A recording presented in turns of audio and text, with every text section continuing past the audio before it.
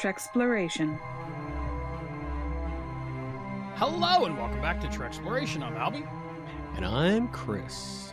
And today we are talking about Con, the audio drama show episodes. Episode 4, Magical Thinking. Ooh, is it like spooky thinking from a distance, right? Yes. What is that? That is... Spooky action at a distance, I believe. Yes. Is that like That's Einstein talking about quantum physics? quantum entanglement, maybe? Quantum entanglement. Was he Yes. too early for that? Was that after his time, quantum entanglement? I don't know. Albie had a lot to do with Quantum Leap, I remember. Season 2 of the new show. I like how his nickname is now your nickname. That's not hubristic at all. Well, I talked to Drew, and I was like, people called him Albie, I'm sure. You can work it in. No, he didn't work it in. It didn't happen, huh? Season 3, though, he would have worked it in. Had Einstein been, would they would have like CGI'd Walter Matthau in from that movie Oh, that he would've did been as awesome. Einstein in New Jersey in the 80s? Was that an 80s movie? I think that was an 80s movie. I think so. What was that with Meg Ryan, right? Maybe? IQ. It's one of the few Walter Matthau movies I haven't seen, but I always get stuck on The Odd Couple. So. Yeah, IQ. I think Meg Ryan, of course, my favorite actress. I love her. Jack Quaid's mom. She's a mom I'd like to be friends with. And what else? Who was the guy in that? Alec Baldwin? Dennis Quaid. Dennis Quaid. Let's keep it the No, that was family. Inner Space. It was Dennis Quaid. That was DOA. And Morton Short was in Inner Space. Yeah, Inner Space. Right, He's so- really cool. Only Murders in the He's Body. good in those Linda Lavin boots.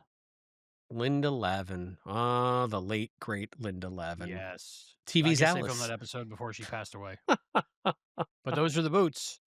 So we're talking about Con this week, but I haven't seen or talked to my buddy here, Chris, in a while. We took a unscheduled week off of the podcast because we had a lot going on, and we had operas and trips, and we had all kinds of family commitments and things. Yes, so I haven't all got a that chance stuff. to talk to you.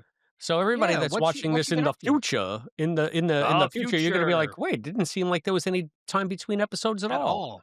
But no, Look at the video. we're actually behind on things. I think Con Part We're a 5 is little out as behind. we record this, and I still haven't listened to it. So, I had my first opera of the season. I got to see Cavalier and Clay, which is what I've been wanting to see for like the last year, and it was really, really good. Especially the first act was just fantastic. So, I recommend if you're able to see this production of Cavalier and Clay, I would highly recommend it. It was great because they used the Met stage to very, very good effect, and they kind of pulled off what Ang Lee tried to do in the Hulk movie with those comic panels, like he had like Love Ang faux Lee. comic panels and different things going on. They were able to do that stylistically using different curtains and drapings at the Met, and it was very Ooh. effective. So if you don't know, Cavalier and Clay is a book by Michael Chabon about two cousins in the 30s through the 50s creating a comic book character called the Escapist. And it takes place with overtones of the Holocaust and Jewish identity and gay identity in the city throughout the That mid sounds fun. 20th century. Yeah, it was a That sounds- very good book, excellent book, and a very good adaptation for the opera. And the opera was good. I don't like modern operas most times, but this one was really good. It sounds a little bit like the setup for Kiss of the Spider Woman.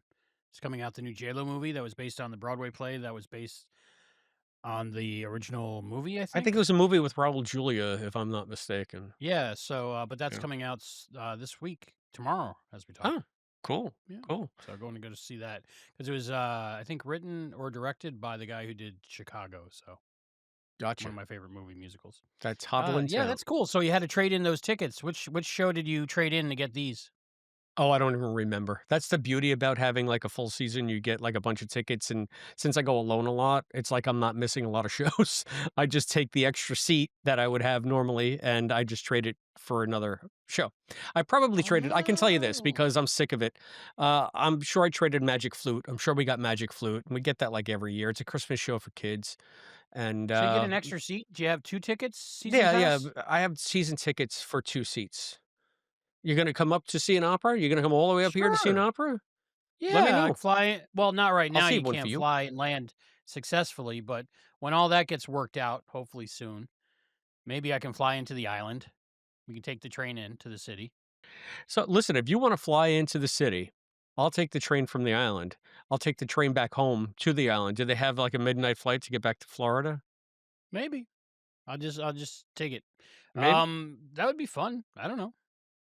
Didn't know I had 2 All tickets. I right. would have invited myself a long time ago. Oh, okay. Listen, had you lived Are they, like, closer, I'm small sure I would have seats where they invited made, you. like, at the turn of the century, or can I Yeah, fit they in them? are. It can be pretty crowded in there, and Alright, I might have a it can be a you little might be warm my too. armrest. Yeah, sometimes it's a little warm, sometimes you're a little sweaty, but Oh, what are you gonna boy. do? Okay, I'll work on my health before I work on the flight plan. Yeah. What did they mention the Met, I think, in one of the latest episodes of, Only Murders in the Building? And I was like, "Rennie, that's the same Yeah. Met, Chris sees his operas in." She's like, "Whoa." Yeah. And they were playing, Visitarte from Tosca, which is, I think, the production I may have seen the most times at the Met, maybe equally with Wow. Traviata. So, Yeah, this whole season, Only Murders is all about the opera. Are you, like, fanboying when you see things? yeah, it's nice. I mean, they were playing Maria Callas, so I'm not really crazy about Maria Callas's voice. She sounds very Same. nasally to me. She just always sounds Yeah. like she's singing through her nose, but she is like the Yeah. diva's diva. Like everybody says, "Oh, Callas, the great Callas." So they were playing Visidarte from her Tosca. It's funny that all three of them had the same album playing at the same time, but Ooh. it was a nice effective opening to the episode. Does your knowledge of those operas give you any clues into who might be the murderer? I think this is after show material. Okay, you're right. We'll tackle that on the Yes. after show. But for the main show, we're talking about Star Trek. Con Episode 4, Con! Magical Thinking. At first, I was thinking mushrooms. I was thinking LSD. I was thinking some kind of poison. I was thinking, being wrapped around the ears. But I kind of like what they did with magical thinking. What are your first impressions? You want to do that, or you want to do your episode Well, I mean, recap? we should tell, it was, written by Kirsten Beyer and David Mack Hmm. based on a story by Nicholas Meyer, and it was directed by Fred Greenhalgh. I finally figured out how to say his name because I just listened to it on the Finally, podcast. we Greenhalgh. we pronounced that all correctly because you did it. Yeah. We tried. Life hack. We tried. Did we say that before? I don't remember if we did. I don't I think we don't know. did. Yeah. No. So why But don't we start with yeah. the synopsis? Because it's been a long Okay, time that for sounds great. me. It's been about a week since I listened to it, so I got to re-familiarize myself with it through my own synopsis. I know that you had an odyssey with this one. You probably heard it 7. We'll discuss it after the synopsis. So, It's all gold, Jerry. yes, this is episode 4, A New Hope. Khan undertakes the unpleasant task of digging graves for Richter and Sylvana, filled with self-recrimination for not being able to tell his people the truth about what happened, but too worried about what might result if word got out. Killing Richter was his only choice as he saw it, but Khan has never lied to his followers before. Ivan creeps up and is all like, "Why don't you give me the honor of digging these graves for you?" Khan is all like, "My God, Bones, what have I done?" And Ivan is all like, "What you always do, turn death into a fighting chance to live," or a variation of that famous scene, "Da Khan, you're the bestest." Back in the med lab, Ursula has called upon Marla in the middle of the night to have Marla tell her everything she knows about the SETI eels. Ursula is being her usual jerky self, and Marla says, "Keep it up and you can go scratch, sister." Ursula relents, and Marla describes the eels. The eel facts: larva, cerebral cortex, suggestibility, madness, death, which we all know from like a single line of dialogue in Wrath of Khan, are reaffirmed and track with Ursula's autopsy. To prove her loyalty, Marla takes it upon herself to go hunt and gather more eels for study. An abashed Ursula follows, and they grab Paolo's amazing dino scanner. Eels discovered, Marla uses a heretofore hidden phaser to stun the bugs. She swears Ursula to secrecy about the weapon. Later, in a conference room like scene that would have done Next Gen proud, Khan, Marla, Ivan, Ursula, and Mado devise a defense against the eels. Diatomaceous earth packed into the walls to shred the eels Woo! as they try to wiggle in. Khan directs everyone to get to work getting silica and killing the eels. He asks Marla to join him, though, for a private moment. Khan recriminates Marla for going on the dangerous eel hunt. Marla's all like, "Hard cheese, bub, I do what I want." Mueller then urges Khan to help his people grieve by publicly acknowledging the losses of Hugo, Joachim, Richter, and Silvana. Khan says, "No way, we don't kowtow to such superstitious rites. Dead is dead. We move on, we persevere. My people need to believe in me and our future, not the magical thinking that you propose, which is born of fear and doubt." Marla persists, and Khan says he'll consider it. Later that night at the fire, Khan does as Marla suggests, and the camp comes together like never before. Marla becomes a fully accepted member of the community, and her relationship with Khan deepens. Soon enough, Marla becomes pregnant. She finds that she doesn't so much mind being Khan's woman, as it now has a basis in respect. In other happy news, Ursula discovers a male eel with no larva. This means that there is an eel queen somewhere. Kill the queen, and the colony dies off. The hunt for the queen escalates quickly, and soon they find the main nest. They flush the queen out with a blowtorch, and an apparently enormous queen eel emerges on a rampage. Bullets are useless against her exoskeleton, but Marla swoops in with her phaser and fells the beast. Khan is all like, "Why did you hide that weapon from me?" And Marla's like, prime directives die hard. And anyway, I'm pregnant. Khan gets all starry eyed and kneels down, proposing to Marla. They are married that night, and there is much augment rejoicing. Now, back to the framing device on the Excelsior. Do you remember that? Hmm. Dr. Lear presses Tuvok to declassify records of the Enterprise's scans of the SETI Alpha system before they exiled Khan to SETI Alpha 5. Tuvok admits that a full system scan is standard procedure upon entering any solar system. Lear then wonders how the Enterprise could have missed the unstable nature of SETI Alpha 6, and how the Reliant could have ever mistaken SETI Alpha 5 for SETI Alpha 6 when looking for somewhere to test Genesis. Tuvok is like, "You know about Genesis? How?" And Lear's like, "Never mind that. Something is fishy here. Please declassify the files." Tuvok says he'll see what he can do. At the end of part 4, that's all we get.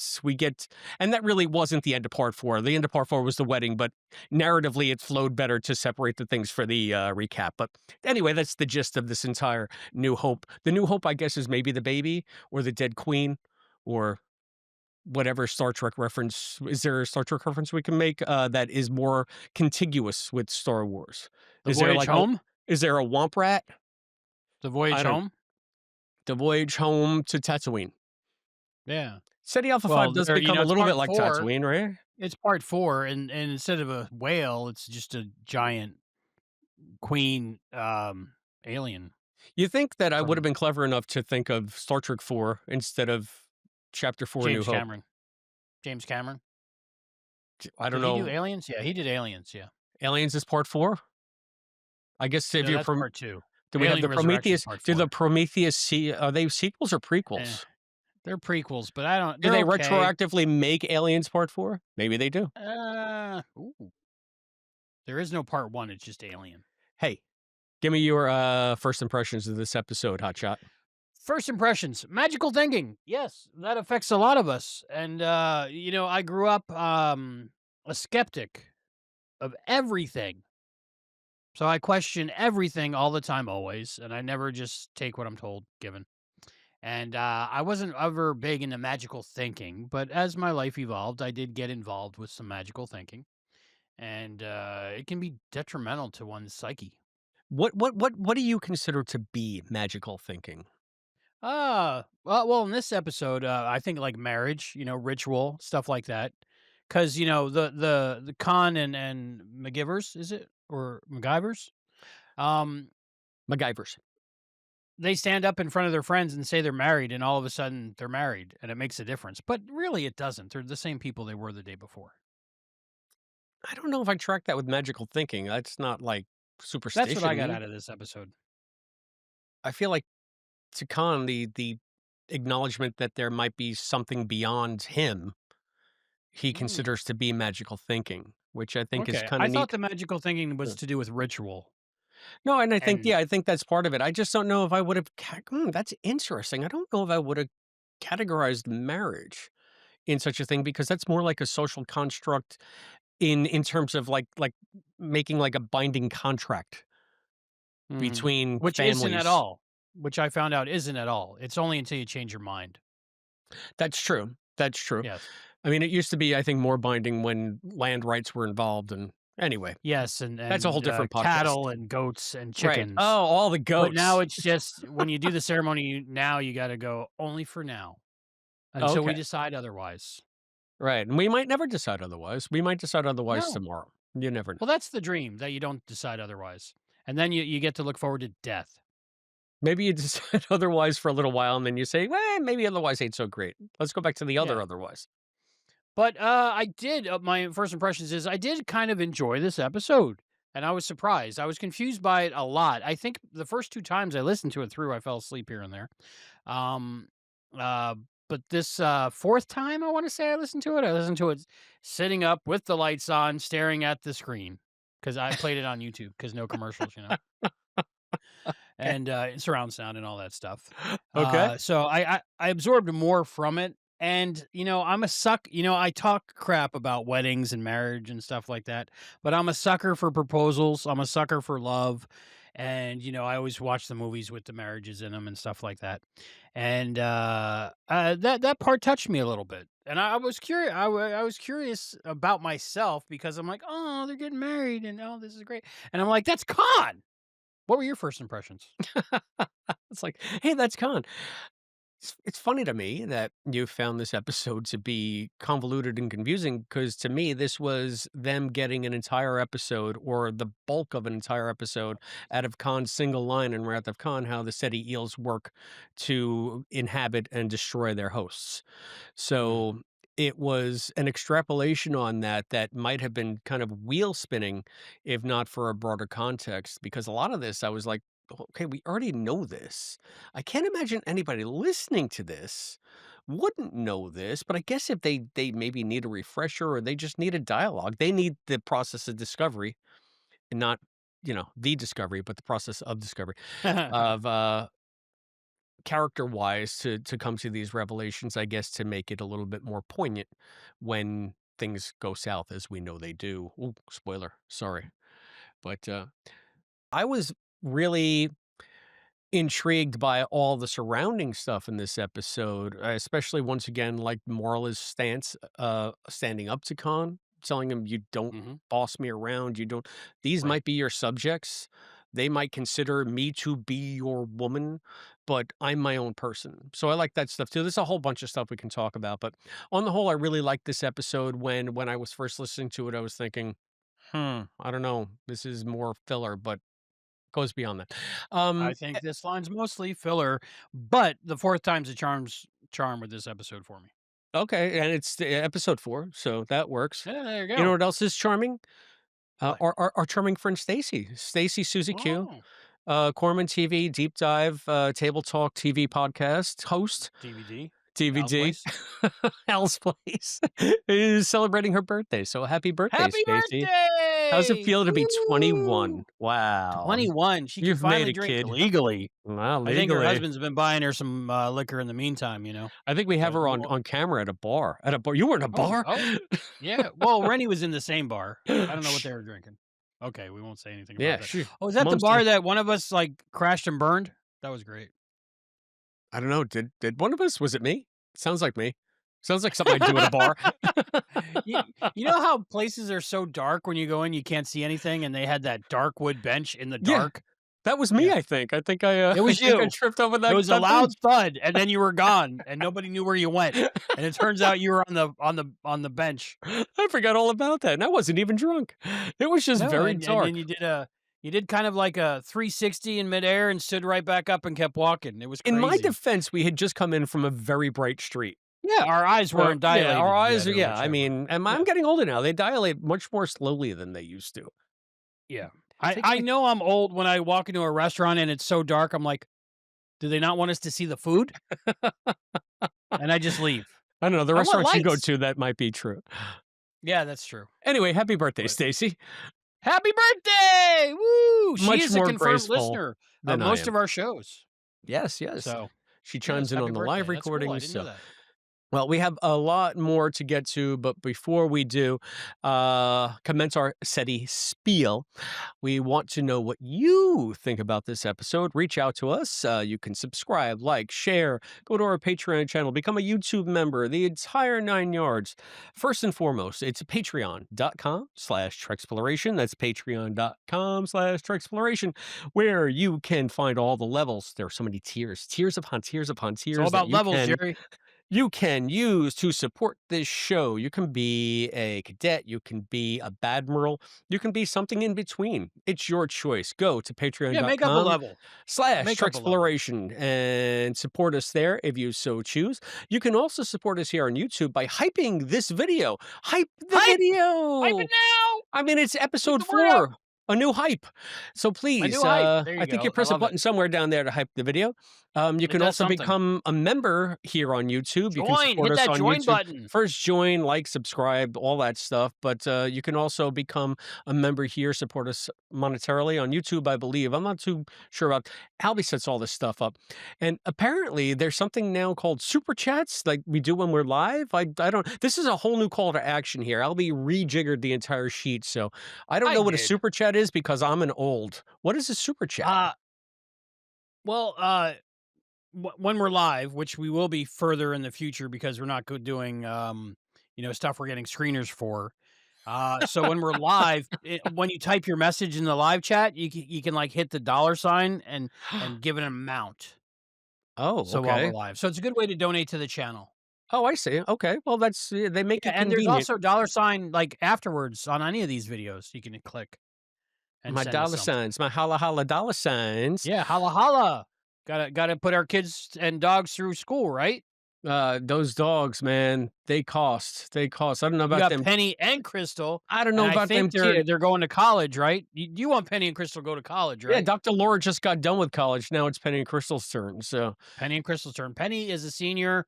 I think is Crystal a sophomore? Is that what it is? yeah, Penny is a senior. She's 8 years old. Crystal is only Yeah. 7, so she'll be a senior All right. next year. So you can also get us on Blue Sky. That's at Blue sky, smile trexploration.bluesky.social. at me. You can email us photos, all your photos, or any kind of thoughts you have, trexplorationpod@gmail.com. You can send Yeah. us something to the P.O. Box. Something to the P.O. Box at P.O. Box Ooh, did we 542 get something? in Bayport, New York, 11705. I haven't blacked out the address. Yay! We got it from Exciting our times. cadet. Listen, Linda sent us something. I've been waiting weeks and weeks to open Yay! this. P.O. Box 542, Bayport, New York, 11705. You can hit this QR code that Albie's going to put up, and it will get you to a one-time donation doohickey that you can use to support the show. And I don't know what this means. You can Zelle. That's another QR code. I guess it's going to come up now. Dueling QR codes. It's like a Maybe we're John gonna go Voight for 3 movie in next week, we'll here. see. Or maybe we'll see. We can pretend to juggle. So Yeah. so many ways to Or support stacks the of cash show. to the P.O. box. That'll work too, right, Chris? Shoebox full of 20s, never hurt anybody Yep. is all I'm saying. Yep. So we want to thank all of you who have supported the show. That includes our lifetime member, the omnipotent Willard, The the omnipotent omnipotent Willard! Willard, and the rest of our crew of intrepid explorers who support us on Patreon. That includes our cadets, Listen Linda and Rick Tatro, our lieutenant commanders, Scott Seligman, Cosplay Dad, and Christian Daljo, Christian.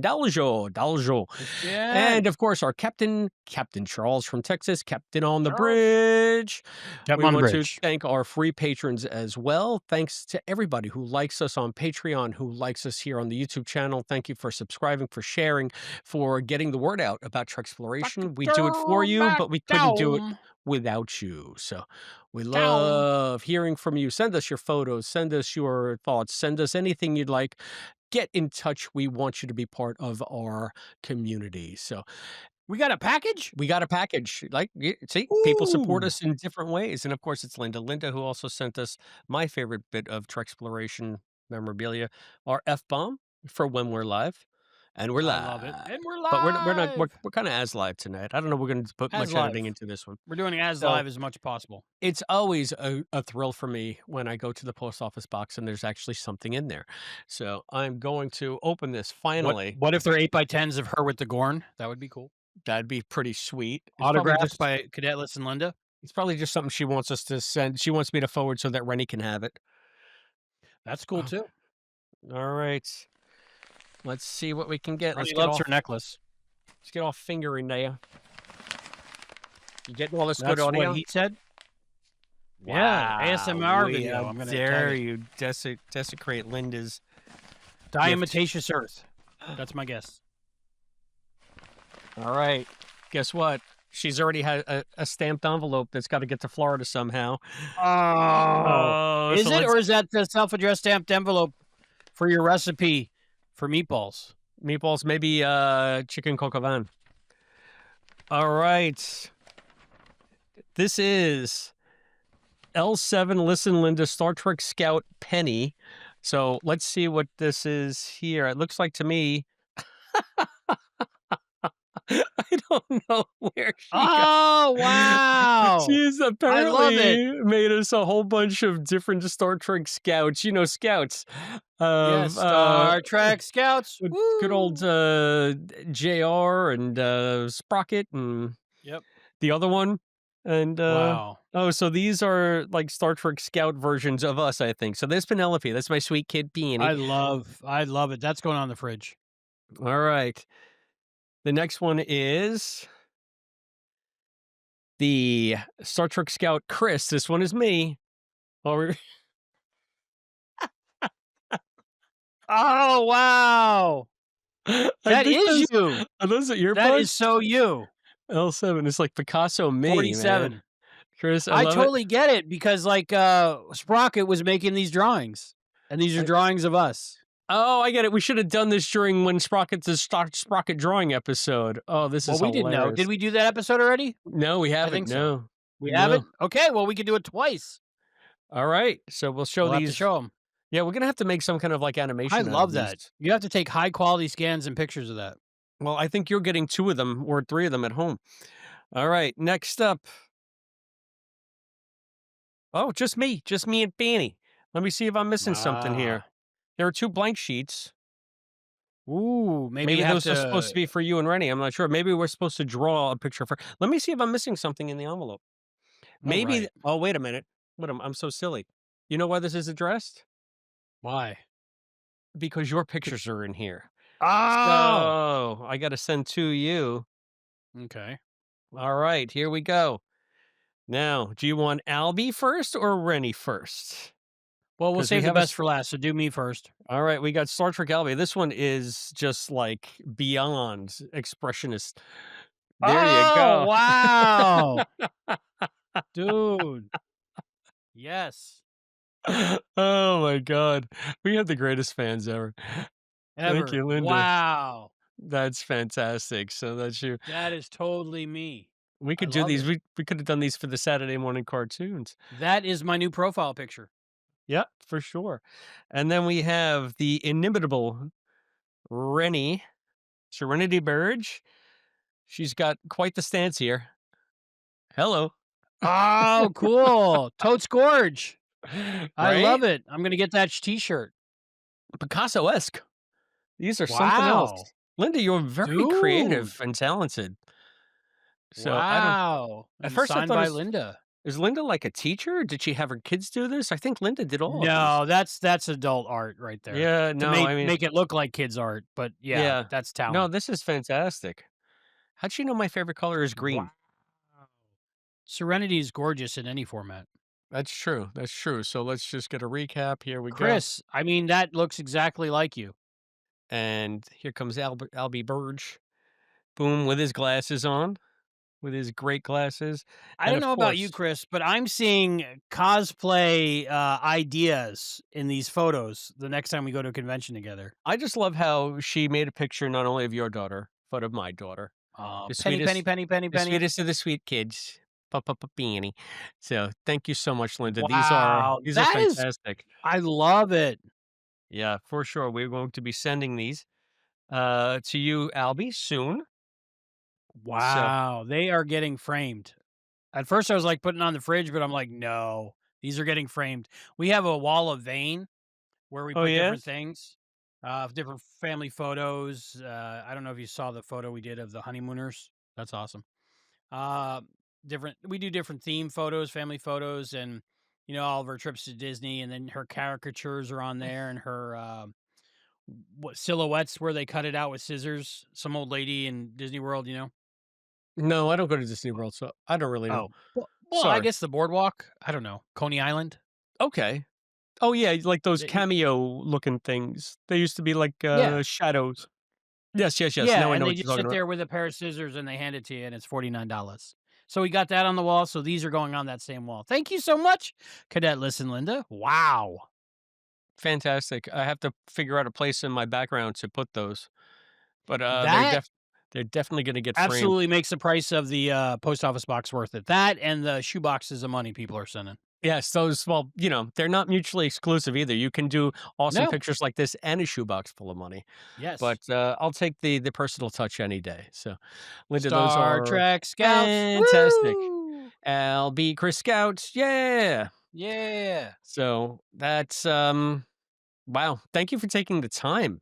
Who has time to do that? Linda. Amazing. She makes Amazing. the time. She makes the time because she loves us. Yeah, So, and we love her, and we love our crew. thank you, crew. Thank you, everybody.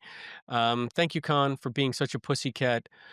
Let's talk about this episode of Star Trek Khan. Star Trek Con. Woo! One more thing that just What? surprised me right out the gate, how circumspect Khan is, how seemingly non megalomaniacal he is compared to what we saw Ricardo do in The Wrath of Khan. Not so much Space Seed. I mean, he was a badass in Space Seed too. A little bit more nuance in Space Seed.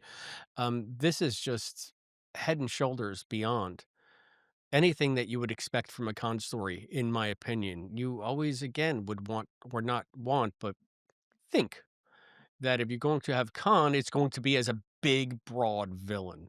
And here we have this guy who is just like tortured by doubt and recrimination, and it's it's such an interesting way to go. I've had thoughts. That's Maybe, nice. I like just thoughts. maybe. Um, like, so far, we've seen a lot of the, Ceti Alpha eels, affect different humans different ways. But, a lot of these augments have different specialties and different abilities, right? Yeah. What if the Khan we see in Star Trek II the whole time had a brain worm So and that affected him? you think he's been living with an eel for like 15 years? No, well, not yet in the story of Khan, but before Right. Star Trek II: The Wrath of Khan, yeah. Hmm. So I think that might have made him go insane. So maybe because I'm thinking there's going to be a way to have our Khan and eat him too. You just been waiting to say that. So it doesn't destroy the greatest Star Trek movie of all time and one of the greatest films of all time, by retroactively going back and changing things, but maybe it'll give us a different understanding of it. So I'm thinking we're because Khan right now he's not Khan from Space Seed. He's not in fight or flight mode. He's not in keep his people alive, get them out of the freezer and bring them back and cuz these are real people to him. These are his people. They're not just like dead bodies from 200 years ago, 300 years ago, whatever it was. So he's like trying to do his best to be the leader and protect his people. So when you look at it from that perspective, his actions kind of make sense. And then when he's on the planet, he's no longer in that mode. He's in leader mode. So I think that's where we're seeing the actual real Khan and not just the outside view of someone trying to protect his people. I think that's a valid point, and we do get that he is still trying to protect his people. I mean, if you recall, the last episode was "Do Your Worst," where he basically declares war on SETI Alpha 5, and This is SETI Alpha 5. they hadn't even discovered the SETI eels yet, so I guess maybe the task of getting rid of the eels gives them more focus, and like you said, they all seem to have special abilities. It's really nice to have Star Trek once again. Who knew that, it would happen in an audio drama where even the villains are smart people working collaboratively to solve a problem. They're sciencing the science. I didn't even know the word diametaceous. I don't even know I'm saying that right. I have to go back and I listen to the popped for episode. Diametaceous Earth. I did Okay, pop for it, and I'll tell you why. tell I me think it's why. one of the first episodes of the TV show Bones, David Boreanaz, Angel, and, Zoe Deschanel's sister, Emily, I think? And, starring DeForest Kelley as Bones. Yes. Right. Well, that's why I started watching it because it's called Bones, and I like Star Trek, so I'm silly and simple. The first episode of Bones, I think one of the first, if not the first, the main clue is Diametaceous Earth, and I had never heard that, and I thought, "Wow, that's a cool name for a band, right?" So they explained what it was, but it kinda bumped me because in this show, it says that it's not effective when it's wet, but one of Mhm. the uses of diatomaceous earth, at least stated in that episode of Bones, is it's like they use it for rocks in the bottom of fish tanks. Hmm, Well, but here's the thing, so maybe it's not as, deadly when it's wet. It says it's useless. They're not using it like me. in the I'm rocks. slippery when wet. The rocks, in the bottom of the fish tank, you see, are not designed to be a defense against anything. They're just, I That's guess, true. to maybe filter out the poo. I don't know. Or just to look pretty. It's in your poo. To look pretty. This was, just a way for them to have a defense against these eels, like, if it's dry and they're trying to squirm through it and then it just completely destroys their exoskeleton. What I wanna know is, how come every single apartment in Manhattan doesn't have this stuff lining the walls to keep out the roaches? That's, Right? you just think That's there were part of the charm. it's an island. There's so Yeah. many seashells, or there were at some point, they coulda Mhm. used when they were building these buildings. It's just a suggestion. I don't know. Getting Two back to Mother things. Nature. 2 Two more things. things about the diatomaceous earth. I don't know why I'm stuck on this. But one, yes, it's not a chemical, so they can't evolve to be less susceptible to the chemical, like say a It's not a bacteria chemical, it's to yeah, to a it's like to a a antibiotic or something. But there could be some of these eels born with thicker skin because you notice the one is bulletproof pretty much. yeah. So the ones with thicker skin, it might not shred them. So they could evolve to get used to the diatomaceous earth. I like The to other think thing it's is their first best okay. hope, though. Go ahead, but what's the other Yes. thing? The other thing is they were saying like it doesn't work if it gets wet, it doesn't work if it's loose, so we have to embed it in our middle of our walls. So I'm like sitting here going, okay, it's nice words in a sentence for a story, but if you're listening to it for a fourth time and you're trying to put it all together. So you're telling me these walls are going to be soft so SETI alpha eels can go through them, but then have a layer of diatomaceous earth so they get shredded before they go through another layer. Why not just make brick concrete walls with mortar that nothing can get through? I don't understand their thinking there either. Well, I think maybe depending on what their building materials are. Do they have concrete? Do they have the sand to make, concrete? Do they have the tools they need to make any kind of rudimentary mortar? I like Or it. do they just have mud? Mud and Mud. stone. Isn't So that bricks? Mud and stone and mud make walls, right? right. Isn't that where the Um, saying comes from? I really, you know what? I look at it this way. I mean, they have like maybe cargo pods or some kind of newly built structures from the forest surrounding them. However it works, there are going to be chinks in the armor. They're going to be porous areas where how do any vermits get That's in true. to any place? They'll always find a way. I had a rat in my kitchen once. It was like as big as a house. And you know Aw. what it did? It found its way under my house into the crawl space, and then it chewed through the steel wool that we had surrounding the outflow for the kitchen sink. That Ah. because it goes into the crawl space, and it's a pipe, it's all pipes, Jerry.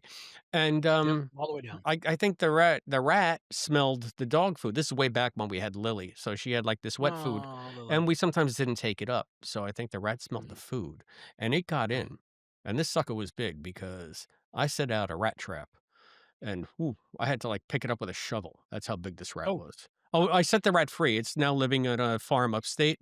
Don't worry yep. about that. Don't at me. I had a pet rat. Don't at me, don't rat me. I had a pet rat. It was a hairless rat, and her name was Amy. All right. Did you She sing was beautiful. did you sing Pure Prairie League to her? No, Amy, she what was you named gonna after do? that was a good SNL skit, I remember. Um, it was named after the rat from Buffy the Vampire Slayer, so when you get there.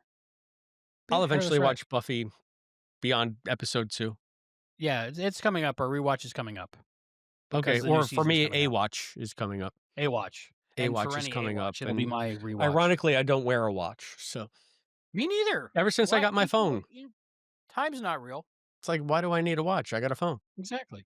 Unless they're cool Star Trek watches. Speak for That yourself. might be a reason. No That such might thing be a as a reason. cool watch, unless it's like on a fob. Can I get like a watch Did fob? did you get my email about our new sponsor? Oh, yes. No. Okay, apparently not. Scratch that. Watches are cool. There's the best. I love I watches. this wrist really is missing something, isn't it? I'm telling you, Yes. I thought my wrist was sexy by itself, but it just turns out it's sad and lonely. Yes, it just Yeah. needs something, Uh-huh. something to make it pop. I'm telling you, and this wrist is even So worse. so I think I'm done with diatomaceous earth, but I popped for it, but then I was confused. But I see what you're saying. So they have porous structures, porous permanent structures, and they're lining them with diatomaceous earth If a that they rat have can to get into synthesize. my yes, if a rat can get into my beautiful, perfect home where nothing is ever amiss, just think about No, it looks what those like crappy SETI huts are gonna be like. it's a beautiful museum. Yeah. Thank you. To my ego. Mm, true Uh, story. true. It's like on a postcard. Hey, You tell would me see it more on a about those postcard. watches. Oh, man, they keep time, and they got, like, little Star Trek symbols all over them. It's really cool. Groovy. Yep. Groovalicious. So, hey,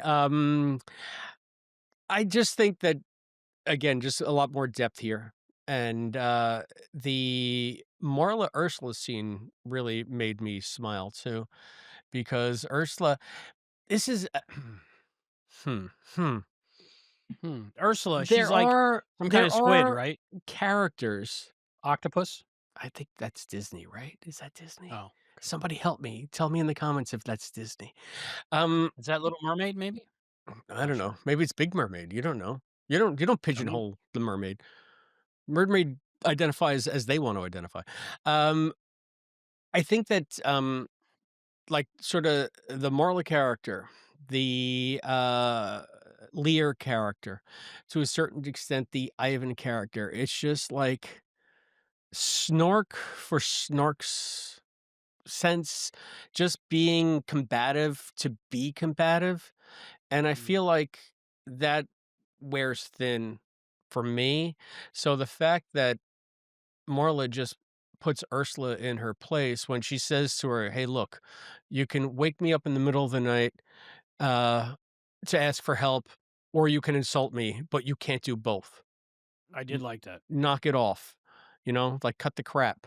Um, it's nice to see Marla taking a stand. Marla is just not a doormat. She could be such variably a doormat as she was portrayed on TOS.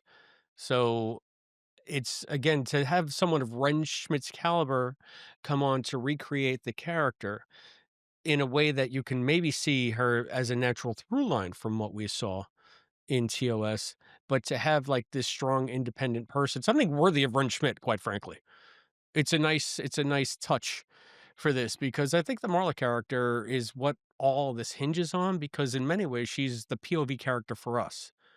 Right. She's like the normie going into this weird, strange world. So or a brave new world. Strange brave world? Brave, strange world. Can we think of other adjectives? Those are adjectives, right? So Think so. For me, Ren Schmidt is the sexiest of McGivers. And she's strong and vulnerable and smart and warm all at the same time. And I think I love her. of all the Ren Schmitz I've known, she was the most human, Human. human. Uh, We're yeah, idiots. like she's like, she's like, I'm my own person, and, all that stuff. But then she says at the end, she's Khan's woman. Mhm. How about that? Well, it's almost like so. it's she's constantly it's like she's turning the tables. My favorite scene, maybe in all of the original series, besides "Risk is our business," is when That's why MacGyver's we're is out here. in MacGyver's is in Khan's quarters, and she's, like, kinda acting like a weirdo wispy thing, and he's like, "Go or stay, but do it's because that's what you want to do." And you see her sorta cowed by that, but kind of inspired and intrigued by that, so "I'll stay." And that's, like, the beginning of the end for her Starfleet career, but it's almost like now she's doing the same thing to him when he's just like, "How come you went out on a hunt without me? How come you hid that phaser from me?" And she's just like, "Listen, you accept me, but you accept go or stay, but do it because it's what you want to do because this is who I am." And Right. it's just they're not saying that explicitly, and maybe I'm just making that up in my head based on one of my favorite scenes, but it's like I know, I feel that, I feel that. she's completely got hand now. How many more Seinfeld references can we make? But, it's just a wonderful twist, again, for an episode that I thought was going to be SETI eel fact filler. Mhm. So, that's why I was when you said that you were kinda confused and had to listen to this episode, like, a million times, I felt like there was a lot of retreading what many Trekkies already know here, considering the fact that we're just, again, discovering the eels and how they work. Did that bump you at first? Because it bumped me at first. Oh, that about the male and female eels and the queen and the Well, no, no, drones and not all that, that? just how they wrap around the cerebral cortex and, going through the whole process of how Richter was infected and then died. Oh, like restating it even though we Yeah, already yeah, know? yeah, exactly. I guess they they have to address it for people who this is their first Star Trek experience, right? And again, I know I was saying it up top, but also you need to see the characters go through this moment of discovery. It kind of is a disservice to this as a piece of art to say we can gloss over that because you already know it. Well, I mean, they can't Right. gloss over it, so I guess we have to learn it anew with Right. them. They have to learn it by Yeah. themselves, and Yeah. we learn it from Khan, who's learning it here, so Yes. Okay. It took me a while to follow that. Yeah, but yeah. yeah, but right? So if Khan didn't learn it here, we wouldn't learn it in Star Trek 2 Get Rennie's in murder board. 1982. We'll figure it out. Yes, Rennie's murder board. Oh, man. I think it's the robot, I'm just saying, but we'll talk about that You think later it's in the the robot, after huh? show. Huh? Yeah. It can only be the robot or Seth Rogen maybe, but we'll talk about that later. All right. All right. So more after show stuff. We got so much after show stuff to talk about. So much after show We stuff. got Make sure to operas and subscribe to that or yeah, join. Click telling that you. join button. It's only a couple Yeah. dollars. Couple dollars, couple dollars. Couple So dollars. Keep Penny in college. the other great thing is that Khan responds once again to her requests and maybe thinks better of his superiority, so to speak. Like maybe he sees some wisdom in what she's saying, even though I like the fact that he was just like, no, I'm it. They gotta look at me because I symbolize the future and we can only think of going forward. So they're dead, but me, hi me, I'm still here, me. Remember me, Khan? Remember? So I think that it was a good way to keep the character in line with the character that we already know, but to show him being able to be influenced by the woman who he's growing to love. And in a good way, not in a way where they're at loggerheads, but in a way where Right. she changes his points of view in a constructive way. I think just like he's kind of changing her in a constructive way here to become more of a member of the community, but she's doing all the legwork. She's doing all the groundwork. I don't know. I And don't know. they even call that out in a different way in the episode, saying that the best way to what is it? Get along is to meet somewhere and where they start or something. I did not say it Yeah, that way. yeah. You have to meet people where they are. Yes. I think that's always also been one of my philosophies. Maybe that's why I didn't pop to hear that because that's what I always think. It's just like, well, you have to if you want to start a dialogue, you at least have to meet people where they are. You can't expect them to come to your point of view right away, but that they have to meet you where you are too. So it's a two-way street. And then once you realize where you are, maybe you can find a way forward. I wish we could tell this to the people who are, sitting and shutting down the government right now, but hey, You just think it's common sense, but apparently there's a lack of common sense. Common sense is not so common anymore. No, no. But let's not get political. Let's talk about This is my kind. political. You like my political? Be kind. Wear a watch. That's it. Be kind is the only rule to go by. Treat people as the way you want to be treated. The golden rule. Thank you, Sam Beckett. Yes. 100%. It's important to remember that right now. Be kind to everyone. Be kind. Oh, I mean, Khan is kind. He's kind to a fault, You really. know, he is unusually and uncharacteristically kind. Um, do you do you think there's an unreliable narrator here? You know, I don't think so because No. if we're meant to see these as historical records, I see this as twofold. We are getting Okay. to see a more interesting character here, as we've said ad nauseum since episode one.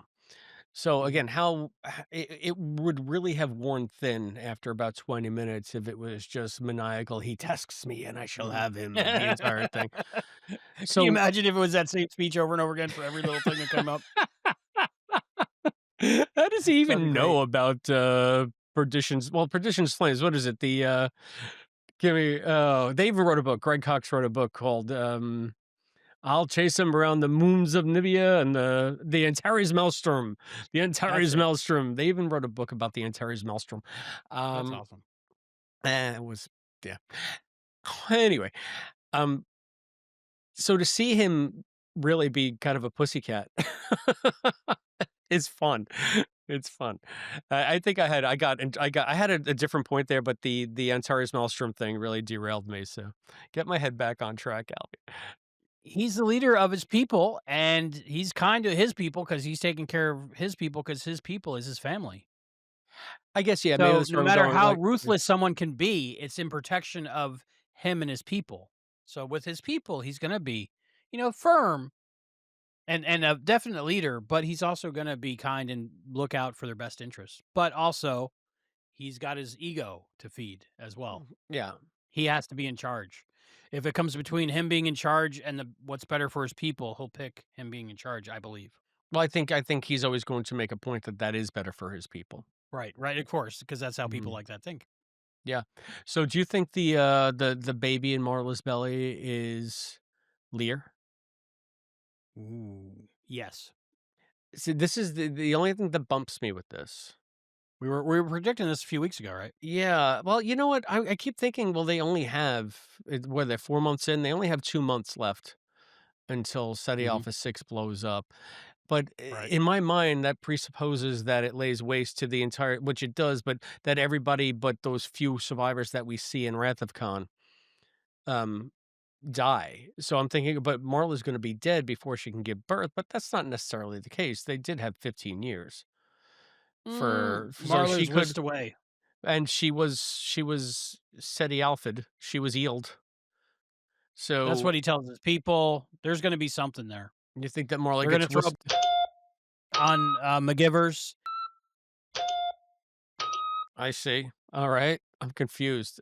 Oh, I see. You're doing spoilers for a certain show. Um, Maybe.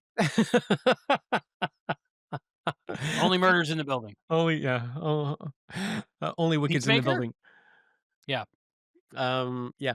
I think that that's a good point. It's good speculation. Like, what is going to happen to Marla here? Is she gonna? How is she gonna survive? The fact that they're Because, like, all do they genetically get us to love these engineered. characters and then they're all dead? Except Well, for they Khan are that's all gonna dead. go We know that. explode? Well, yeah, They're all dead yeah, except for Khan, like yeah, the fashion model road warriors that are flanking they're him on the poster, you they're gonna know? give us some hope Right? at the Yeah, I end of it. mean, that's not Marla. Yeah, Look at them broads. that's true. They're like That's true. 19. They're like 19. Well, That's Ursa. he That's Sylvana. Or yeah, that would have been Sylvana. at Mm. the time, though, Ricardo Montalban was, like, on the hit show, Fantasy Island, so he could get the babes. And just for everybody that might be And he had listening all that Corinthian leather money. on pod, I'm showing the cover of the Wrath of Khan VHS tape, and it has the shot of Ricardo Montalban with, 2 road warrior-esque women draped Yep. on his One shoulders. of my favorite VHSs ever. Not my favorite, but one of my favorites. Gotcha. It's one of my only. Yeah, that's a keeper, man. You need to No, put some of those on your shelf. I can say that. I think that is the first VHS I ever did buy. So, no, Worth the no, I money. lie. I lie. It's the first VHS I ever did buy voluntarily. Did I ever tell the story? I digress. No, tell me. When you could rent videos, remember those video stores where you could rent videos? You remember Yeah, we when might talk about that in a little bit. Yes. VHS tapes were super, super expensive? Super I expensive. rented I the paid $100 movie for a couple of them. I rented the movie Walk Like a Man with Howie Walk Mandel, like a man, and talk it was like a Ted Danson, man. and it's like What Howie movie was that Mandel about? like a Remind me. dog, or it was just a dumb Howie Mandel comedy from the '80s. Yes. Yeah. Okay. But they played that song. And either I lost it or I left it in the back of the car and it melted. And I had to pay 100 freaking dollars for Walk Like a Man. So that's the first videotape technically that I ever bought because I paid for it. This is the first one I bought voluntarily. So there's my That's Walk good. You Like a probably paid Man about 29 digression. for Wrath of Khan, maybe The 19 if it was on sale at Rickles or Two Guys. I think that the Walk Like a Man digression is an episode of The Big Bang Theory. Ah. That sounds like something they'd say. So Walk Like a Man, Howie Mandel. Love Howie Mandel. Walk Like a Man, of course, my connection is the guy who sang the song Asked My Mother Out. Hmm. Frankie Avalon. Yep. Frankie Valley? Frankie Avalon. Yep. Frankie Valley. Frankie Valley. Who do you think you are? Frankie It was a Valley? sting operation. And now I'm thinking of It- Goodfellas. All right. Goodfellas. Good feathers. Karen, we needed that. Anyway, Marla, we uh, needed that. do you remember how much you paid for that Star Trek II Wrath of Khan? Oh, no. But had I not gotten it, the price would have been my very soul. Yes. So You should figure out a way to pop it in. I'm just saying, for old time's sake. that's what she Because said. there's nothing like sitting there and watching the previews and now for our feature presentation and all that stuff. I It's don't great. recall if there are previews on this. It's been Oh, there's such gotta a be. long time. I don't think so. I wanna say, ooh, that one, that version, that's not the gold and black version. This version, they might have been promoting, like, Star Trek 4 at the time. No, I think this is its own thing. I don't think Star Trek 4 was out when I got this. What year does it say on the back?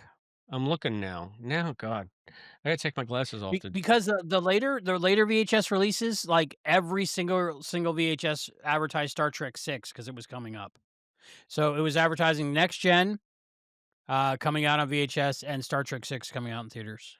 Gotcha. This just says VHS, hi-fi, stereo, Dolby surround, Nice. licensing corporation, blah blah blah. I don't see No, yeah? There's gotta no be a year, yeah. but there is a. I mean, the years on the movie poster part this is Well, 1982, look at the cassette. Look at the and it actual says cassette. 1180 on the spine. So I don't know if 1180 above Paramount means anything. Look at the cassette and look at Why? the spine of the cassette. If there's no label, then it'll have, There's a the barcode printed date when they manufactured the actual cassette. and there's a label Okay. and there's Is no there a copyright year on the square label? 1989. It looks like Paramount Okay, Pictures Corp. 89. 89. So it So says they were 1982 up probably top. No, it's 1982, but I think that just might be the release year. And then right, it says so trademark copyright 1989 Paramount Pictures Corp. All rights reserved. it would be So the commercials advertising Paramount stuff that was coming out in 1989. we're gonna just have to do a rewatch of the beginning of this tape if I ever get Yes. a VHS, which I'll never do, so we never will. So, but it's a nice idea. It is a It's nice idea. magical I have so thinking. many It's magical VCRs. thinking. Magical thinking, I have so many VCRs. I know, but you live like a million miles away. You gonna bring one to the It's not my opera? fault. It's not my fault. Unless he can say anybody's fault. Anyway, I mean, it's Khan's fault. We know that Yes. because he couldn't save his his So children. what are your thoughts on this queen, alien, and then Sigourney Weaver's like, "Take that, you bitch!" Like Marley comes in the mech suit. She Yep. stomps on. Choo, choo, choo.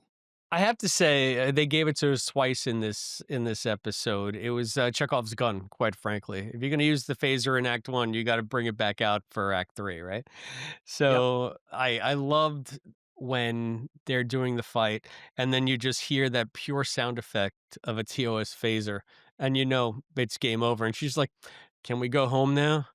I only wear this phaser when I don't care what I look like." You know, she's just like, she's so cool. And you know what? I thought The it was a the nice touch. yeah, The eel and the phaser, they're two separate things. But so, which do okay. you want to discuss first? Let's talk about the eel then the phaser because I got thoughts on the phaser. All right. Well, do we? Okay, so we have now another queen in Star Trek that we can Mhm. go back. So I said Star Trek, like you say, robot. Star Trek, Robot, Star Trek. Star Trek. You know what's I weird? Sometimes people say Enterprise. Weird. Enterprise. That sounds like Like they Chekhov. pronounce all the letters. Okay. Um, I don't know enough about insects or bees or whatever to know, asexual reproduction versus sexual reproduction versus male, female drones. I know that there's always a queen bee and the men are drones and soldiers or ants. Are the queen ants too? So does it track that there would be some kind of hierarchy like that on a foreign planet? A foreign planet, alien planet, Yeah. exoplanet, I another well, planet, if it works another, in that's the word I nature, was looking for, a different there's another planet. planet. If it works in nature, it'll work in nature somewhere else, you know? And we have What's seen the famous saying? Kool-Aid powder and water makes Kool-Aid. okay, that yeah, Okay.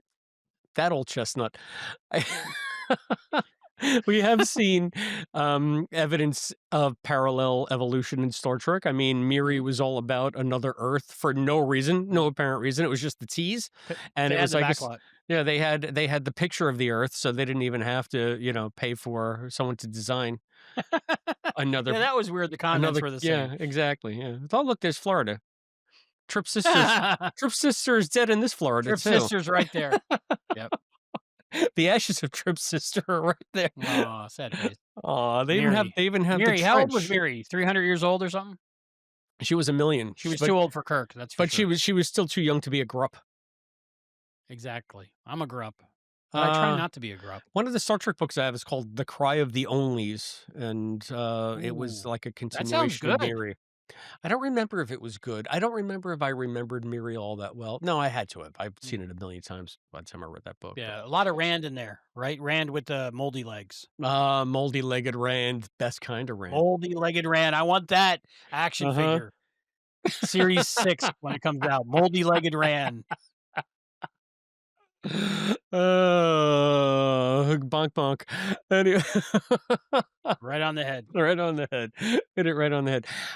Yeah, so like I thought the queen idea was pretty neat, and the fact that it's Mhm, this giant, it gives them a nice action sequence to end the episode on. It gives you again more than you think you might know about these eels. The fact that there's one giant queen in apparently they're in the middle of a giant hive and mhm. the I pictured queen like some kinda cave almost.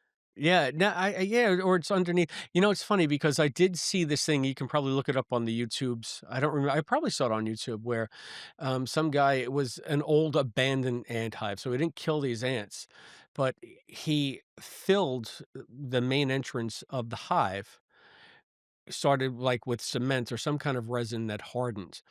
And I've he seen it just done with lead. filled it and filled it and filled it and filled it and filled it. Then they excavated it, and it was huge. It was like a building. That's how so I was thinking more warrens underneath their Okay. camp, Yeah, okay. that kind of stuff. But if the queen is gonna move, like, is it practical that they would have a queen that's so big that it would be towering over them and bulletproof, especially if it has an exoskeleton? One of the few things I remember from 321 Contact, which we It's the discussed reason. uh-huh, on the Saturday morning cartoon show, where we're Yes. talking about the Bloodhound Gang and everything. I do It's remember the Bloodhound Gang. they were talking about could you have like a giant ant, like in the movie Them, when they had the giant ants, No, and you can't, and I think I learned it from 321 right, Contact, and they said no because it would actually collapse under the weight of its own exoskeleton. So and it wouldn't wouldn't be that able to breathe. yeah, it wouldn't be able to They don't support have itself. lungs. It wouldn't be able to do anything because it would just be too heavy. So They don't they process oxygen through their skin. So, are these SETI eels realistic? That's what I want to know. SETI queens, SETI eels, we know that they're realistic, but queen SETI eels, come on, stretches credulity, eh? Well, like in Star Trek II: The Wrath of Khan, where Khan's got the salad tongs and he's taking the worms out of the shell of the SETI alpha eel. right? I always assumed that was, like, the mother and the little Yeah, baby that's what I eels were, thought like, too. in its back, but I I thought guess that's that as was a big as they male got. too. Yeah, Yeah, no, I me guess too. who carries the larvae? Well, the Those are the drones, and they girls. would be males most No, I likely, thought they would be the right? girls, the ladies, because they found Well, the queen's just laying there spermatozoids. Didn't they find, like, laying they found eel jizz from what I thought. That's what Yeah, they did.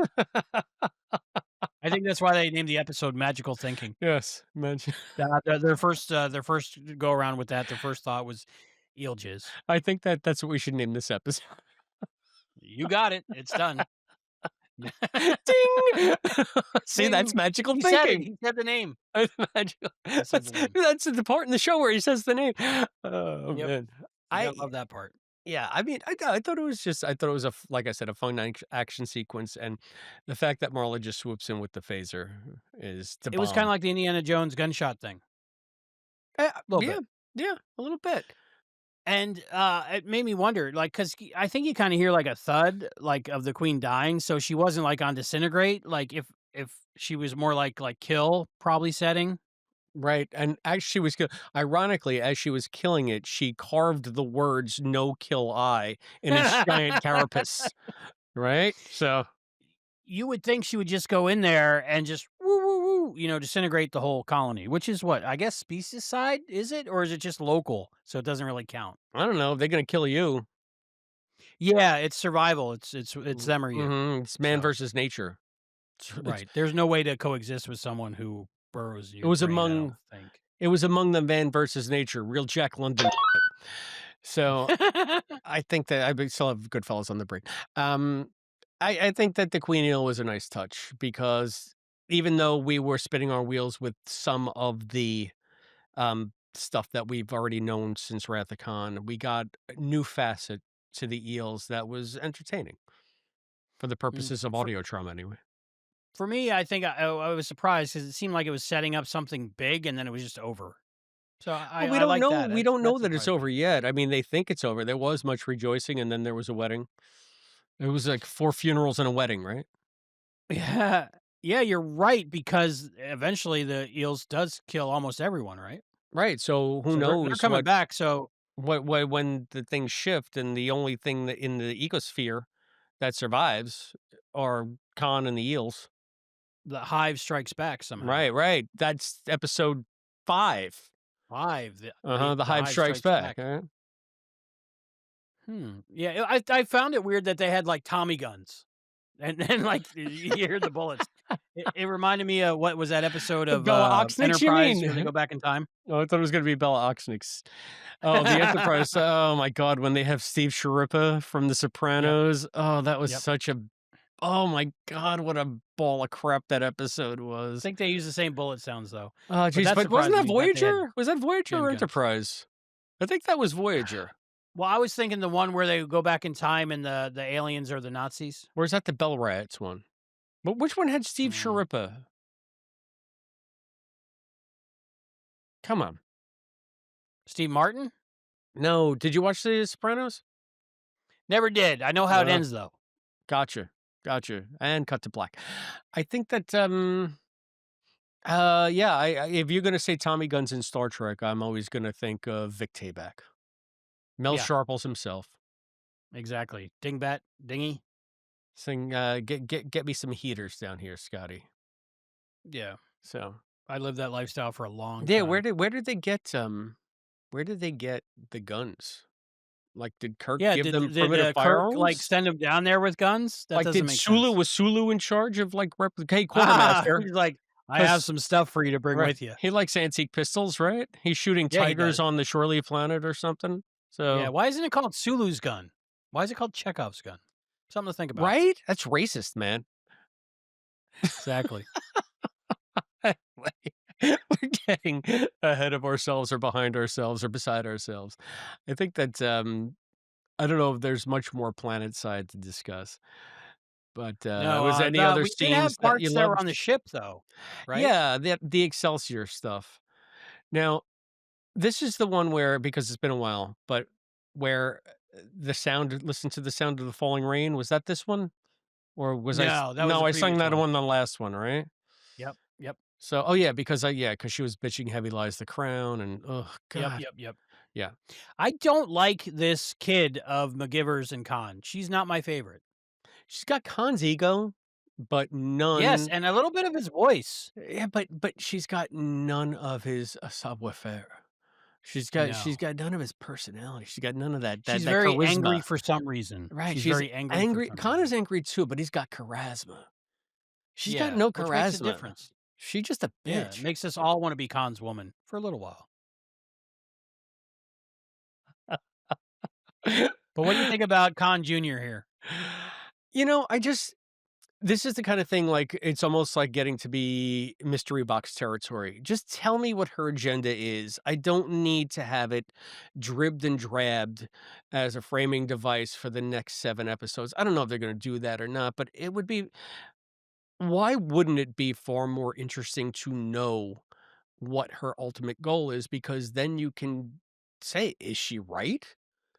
Is she wrong?" Then you could be I as asked that. invested in this outcome as she is, instead of just having her be a jerk throughout this. It's just like you're getting through these scenes instead of enjoying these scenes for the tension that she's feeling.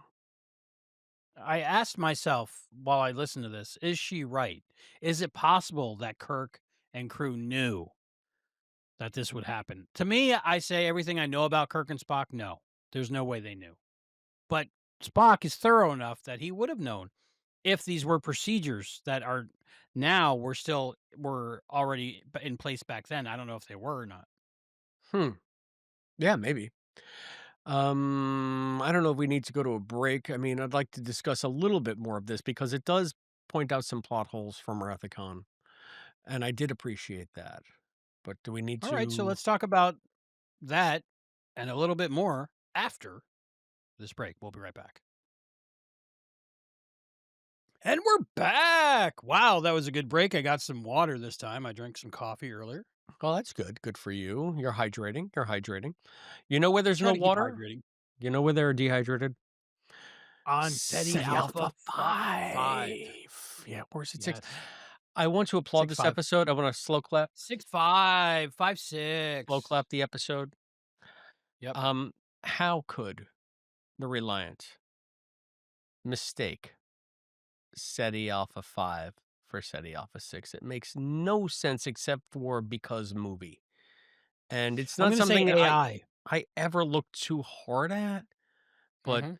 it's just like, could there be such a variable in planetary orbits that they would not realize that if they're doing a system scan, one of our planets is missing, to quote the original series? I mean, Yep. how did they not know that? How did they Mm. miss that? Because of movie. I'm thinking that this might go a way to retconning that so it makes at least some sense in universe.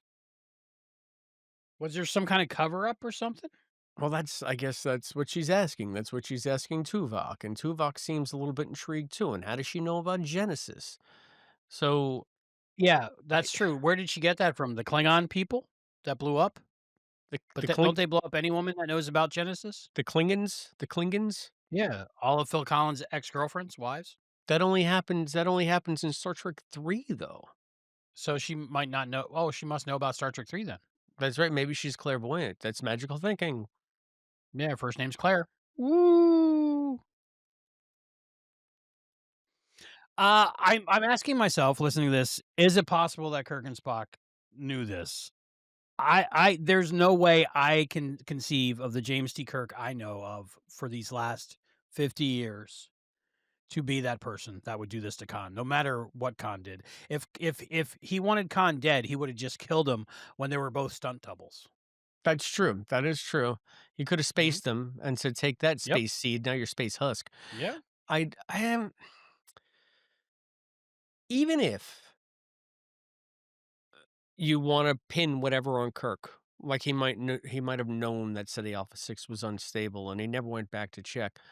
You can't pin the fact that they were trying to plant Genesis on SETI Alpha 5, because Kirk wasn't even involved in that. He only knew about Jen if Carol wasn't his squeeze, they never would have gotten dragged into this thing in the first place. It's only because Carol's trying to pull some strings, and she who does she turn to? That overgrown Boy Scout that she used to hang Yep. out with. So, it makes no sense anyway that, okay, why does the Reliant not know that this is SETI Alpha 5? I I don't know. I don't know, and how is Kirk It involved in made that? more He's not. sense in 1982 because we were thinking of space exploration in 1982. But even in 2025, and we'll say the 23rd century, as soon as they get near that star system, the computer's going to automatically scan everything. And how else would you find SETI Alpha 5 but count the planets from the Exactly, star? like, you need to triangulate a vector somehow, so how would you Yeah. do it otherwise? There's really no viable way that they could have mistaken one planet for the other. So, at It least just doesn't make sense. Hopefully that they make it make makes sense. right, and so that's They one got thing that 7 Lear left, so has going for her, maybe? She's pointing out plot holes so that they can retcon them? Lear, that's her name, right? Mhm, because she's leering at What everybody is all the the time. definition of Lear? What is the definition of Yeah, Lear? she's, like, squinting angrily at everybody all the time. She's looking into something, but with a Mm, preconceived notion. in a very kingly manner. King Lear. Hmm, She definitely has this bias. that's true. I don't see well, people have there are contrarians, just natural born contrarians that go, "What if this person was right? What if this person that our whole society and history has said are a very bad person? What if they were right?" So there are people that are like that, not necessarily have to be related to that person, but I've known people that are like that. So, the devil's advocate kind of thing. I think that's fine, but make her more of at least a sympathetic character or make her argument intriguing instead of annoying. Make her arguments like really make you sit up and say, wait, she has a point here. So that you, like I said earlier before the break, so that you can go on her process of discovery, just like you're going on the process of discovery with Khan's people. In a way, her story should be more interesting because it's the one that you don't know how it's going to end.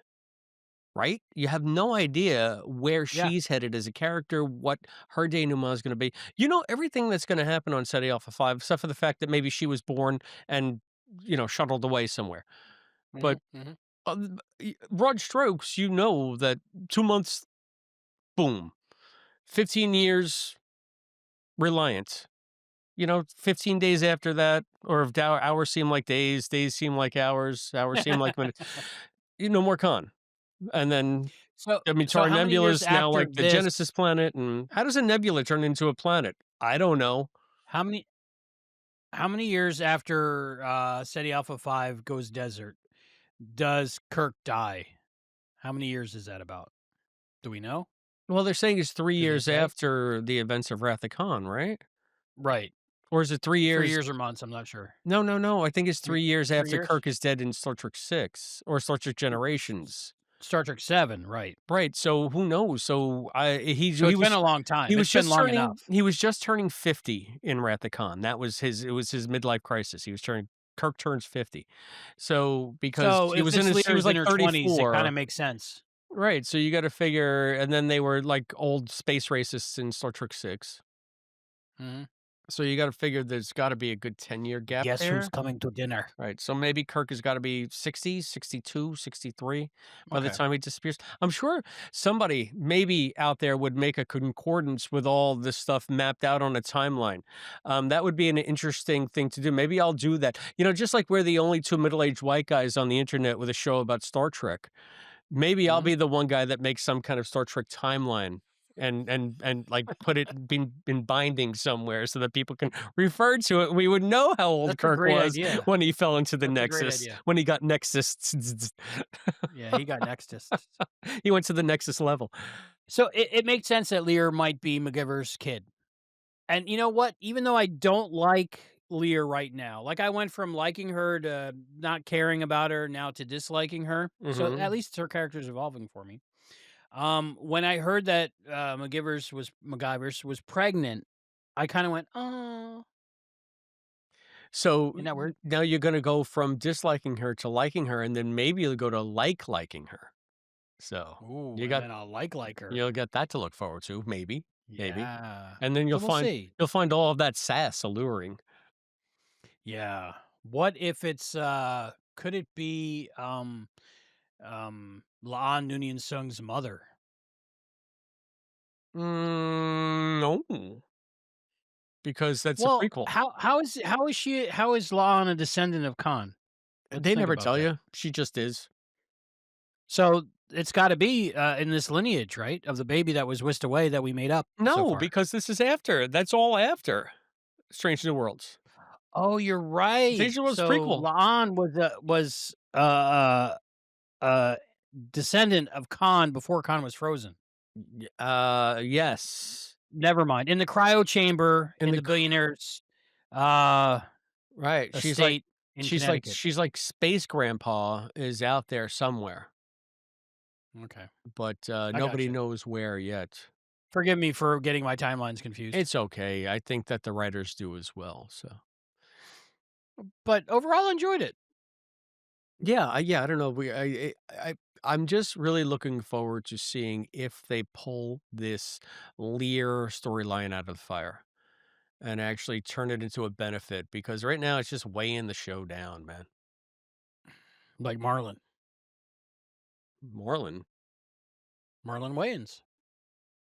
Oh, see, I see See what what I did? now I see what you did there. I mean, I So didn't, but now yeah, I do. I struggle with this because I dread listening for some reason. I dread the moment. I think it's because Star Trek with me, I'm very visual, probably. Even though I do love the audiobooks and I love, all the stuff. Like for some reason, like I'm looking forward to a new episode and like I'm like, but I dread it. And then when I finally listen to it, I enjoy it. I don't understand what that feeling is, but You I know what wanted to it is? It's verbalize it. like a barrier to entry. I think I've discussed this on pod before, where if you think about rewatching shows, or it's like you have to get into a certain mindset to do it. So whenever I think about rewatching, say like DS9, I feel like that might be a challenge because there's so much Bajoran politics. And you think back, do we need to have more Kais battling over to be Kai, like top Could there Kai, be any more top pause? top Kai guy? But then when you're in it, it's just so interesting and intriguing and well written, and for the most part well acted. Avery, you know you're spotty in places, but still I love you. Um so I think that this might be that happening to you. It's not like your favorite, it's not like your go-to sweet spot like a Voyager, or for me, like watching Mm, TOS or Enterprise. It's challenging you, and it's making you think outside of, I think, what you feel is a very comforting environment, that Star Trek, that warm bath that you can climb into and be at home. mm. And this is challenging some of those notions, because what if Kirk's a jerk? What if Kirk did it on What if Kirk's a purpose, jerk? right? What if Khan I is don't a think world's he's history's biggest misunderstood pussycat? well, that's what Lear is trying to prove. Yeah. But I don't think anyone listening to this at all would believe for a second that Kirk would abandon a whole group of people there just to die. I don't think. No. And but then look at Kirk in Star Trek 6. Jim, they're Do dying. they pull the rug? Do they pull the rug out from us at the last moment and Let this is them. like Mhm. uh mirror universe Kirk or something? That'd be then you'd lose me. But I'm done with the mirror Yeah. universe. I mean, we've had too much mirror universe. Well, I'm just trying to conceive of is there a way that Lear could be correct? I can tell you this. Because No, if they bring in mirror universe or section 31, get ready to bleep this podcast. Mark that down on your timeline and uh, bleep it. so far they haven't though, so we're still in. Right. So, no, All right. I don't want any gimmick like that. I want it to be like a compelling real world, and by I mean like real TOS main timeline world reveal about the characters, so that we feel enriched for having listened to this in some way. Would I you think we will. like that kind of ending? No, I wouldn't like something like that. I wouldn't want him to pull it out or like a computer end program at the end or something stupid like that. I want it to be a good part of the history. I want to experience this. I want to go through all 9 weeks of it, and I want it to be in my brain in the story of Khan and the original crew adventures, and I want it to just all make sense. So Yep. hopefully they do that. I don't like Lear though. Nobody I does. guess I have to have somebody that I don't like, and since I'm all swooning over Khan now, I'm so I conswoony. guess yeah, Consuni. I guess I need someone to dislike, and I guess that's Lear right now. So Yeah, I I guess. think maybe because she was giving Tuvok a hard time, and I love me some Tuvok. Right? He combs the desert. He comes to desert, he turns into, Tuvix and then gets Mhm, sorta murdered. mhm, So, I don't know. I don't know.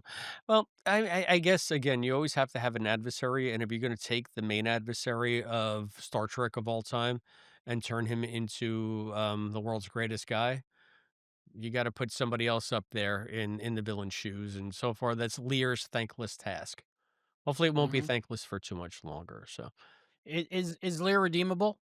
Is there a part at the end where she finds out that maybe Kirk was trying to do his best and it just didn't work out, I'm and she walks hmm. away, think with her mind changed? I Is that a that's way the to way do it? we're all expecting it to end. Mhm. So, I would hope that it doesn't end that way just to keep it interesting. Otherwise, what's the point? You know, it's kinda like the What is Starfleet episode of Strange New Worlds. It's like you Don't set up get me started. exactly, you set up Starfleet as this straw man to knock down, and then the Mhm, conclusion of the episode is everything we all already believe about the Federation. Starfleet is the mhm. greatest. Of course it's the greatest. So why even ask the question? You'd have that problem with Exactly. this, why even pose the question if you're just going to back away or say, "Oh no, she was wrong all along." That would be very anticlimactic. Like, my brain goes to weird places, like, a couple episodes, we hear Tuvok and Sulu talking to each other. I think she's gonna find out. Let's make sure she doesn't find We out. need Beto with his little hidden camera, like lurking around the corner, right? Yeah, that was crazy. So Don't get me started. Beto's still there, like, he could be there, like, he'd be like the elder statesman. He'd be like the Mike Wallace. He'd I be, don't like him. I it's don't like okay. him. I thought he was okay, but now I don't like him. He'd be like the Ken Burns. He's the Ken Burns of the Star Trek universe. He's the Frost. He's the Frost. Okay. Alright, alright, alright. We up to some things Episode here. crush? Episode crush. Who's your episode crush? It's gotta be Queen Eel. Queen Eel? Queen Eel. I'm Queen I'm going with McGivers. Queen Eel. Phasered Queen Eel is my episode crush. McGivers. What's your favorite part of the episode? Favorite part of the episode? Um, uh, I'm like such a basic person. I love the finding out that McGivers is pregnant and the wedding. I just love, and even if it's like maniacal supervillains that kill my favorite character in Star Trek, I just still go, Oh. I think my favorite ah, part of the episode is anything that Marla's in standing up for herself and changing minds. yeah. So She's got moxie. that I like I moxie think in a that woman. kid's gonna make it. Oh wait, she's not gonna make it. She's not gonna make Oh. it. Oh. All right. The 47. I don't think there's a 47. I don't think the writers got a memo. Well, Did I you hear mean, what 47 we thought anywhere? was a 47 on I think it's just like Listen Linda, but she does one L upside down. So it looks like L7, but it's like LL. Oh, I like it. So anyway, Dude, framing them, seriously. framing them, framing them, framing them, And she even included postage. framing them. I thought she wanted your meatball recipe because 'cause I've been putting that on the screen. I don't know if you noticed that. No, I haven't. I haven't seen video of our show because I'm always listening to it while I'm walking Penelope. Penny, penny, Peony, penny. peony. If you get any self-addressed stamped envelopes to the post office box, it's for your meatball recipe. Okay, you got it. Okay, people. Actually, I did see you do that, but that was during the Scouts episode that we did. I've done it a couple times. I've done it a couple times. I love the fact that we're covering every episode of Scouts like it's a lost Shakespearean folio. Oh, yeah, and we got chalk to go, and I don't know if you know the next one, do you? We got chalk to go, and was there a pickle? There's a pickle involved. Pickles after the chalk. Is it really? Pickle, you gotta send a sandwich to it, right? And it goes Don't no over the spoilers. pickle. No I haven't watched it spoilers, yet. you I don't know. son of a gun. I haven't watched that one yet. I Okay. haven't watched Pickle yet. I watched Chalk. Alright, alright. Pickle and chalk together again for the first Mhm. time. Pickle and chalk coming this fall to CVS. Pickle and Chalk. Oh, no, it's the hammer! Hammer's the bad guy. Hammer pretty much destroys everything, right? I think. Pickle and chalk I chasing the always pick hammer the through the hammer. mean streets of, The Posterian Nebula. of the Antares Maelstrom. Yep. Alright. It's a peanut butter and jelly coming right for us. Who needs trivia? You're gonna ask me or am I gonna ask you? I think you're gonna ask me this time. I'll ask you this time. Are you ready? You ready to lose? You ready to lose, sir? You got me for 3 questions. 3 Follow along questions. at home, write down your answers below, tell us how many you got. Winners get my meatball recipe. In a Voyager episode, what entity is created when Tuvok and Neelix merge as the result of a transporter accident? How? How does this happen every time? How does it know? It's all a simulation, that's It's why. it it's It's a magical thinking. simulation, It's double slit magical experiment. thinking, man. I'm telling you. Yes, it's magical thinking. I'm gonna go with Tuvix. Yeah, I think you're right. Okay. Oh, Jesus Christ, you Wow. are not. Okay. In the movie The Search for Spock, why is the Oh Genesis my planet goodness! unstable? Why is it proto-matter? That's right. It was the only answer to some questions. Yeah. Uh-huh. That's when Savick gives him that dressing down. And he's just like, "No, Mm, I didn't mean it." yeah. Stephen Collins Uh, appeared as Will Decker in Star Trek: The Motion Picture, and Catherine Hicks okay. appeared as Gillian Taylor in The Voyage Home. In what From the long-running Cetacean family Expedition. drama did they star as a long married couple? I am going to say Seventh Heaven. I'm sorry, the answer is 47th Heaven. You lose, sir. Oh, 47th Heaven. That I would have watched 47th Heaven. So, I don't know the ending of Seventh Heaven. Were they all dead the whole time? I think it was a side quill. Oh, okay. I'm not really sure, but, yeah. Maybe that it was a sequel series to Highway to Heaven, a spinoff. So, Seventh Heaven, Stephen Collins Maybe they were is Michael now Landon's kids. persona non grata. Little House Yeah, Little House on the Prairie. I know Michael that's a Landon, great it was show. Highway to Heaven. What else? They're rebooting Little I House. was a Did you hear that? teenage werewolf. No, I don't Oh want them to yeah, reboot Little House. Nothing will ever be as good as Little they're House. doing it. They're doing it.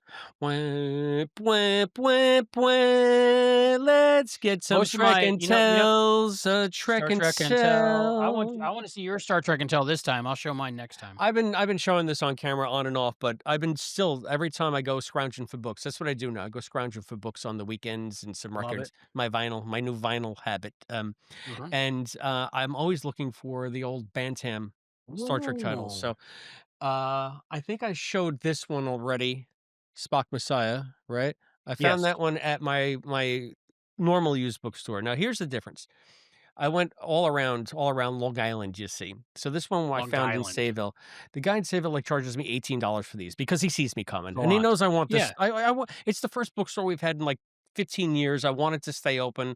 I miss Runaway Bay The like crazy, which was the first bookstore when we first moved here. So yes, I'll give you the bookstore $18 hired a guy to stand out front with a velvet rope just for you. just for me, just for me. So when I go scrounging for books elsewhere, I go to Costco, Yeah. well, not Costco, but Savers, which is by Costco. Savers. And I'm always looking for enterprise books, but I found this in like a used bookstore. It was out in Lindenhurst, I think.